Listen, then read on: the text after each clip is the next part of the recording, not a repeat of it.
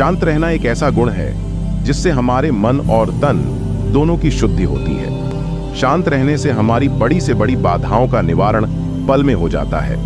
एक बार की बात है, एक युवा भिक्षु गौतम बुद्ध से मिलने गया। वह बहुत परेशान था। उसने बुद्ध से कहा, महाराज, मैं बहुत परेशान रहता हूँ।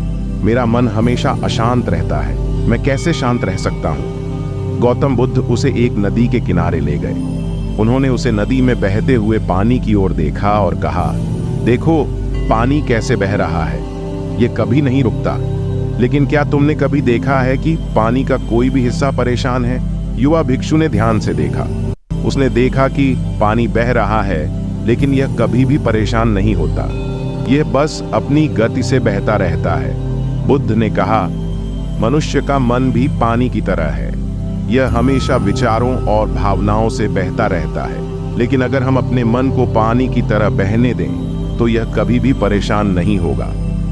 युवा भिक्षु को बुद्ध की बात समझ में आ गई। उसने अपने मन को बहने देना शुरू कर दिया। वह अपने विचारों और भावनाओं को रोकने की कोशिश नहीं करता था। वह बस अपनी गति से बहता रहता था।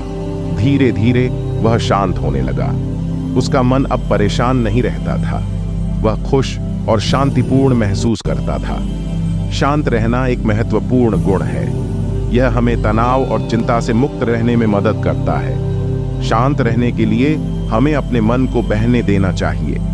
हमें अपने विचारों और भावनाओं को रोकने की कोशिश नहीं करनी चाहिए।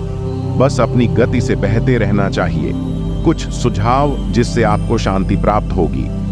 एक, ध्यान और योग का अभ्यास करें।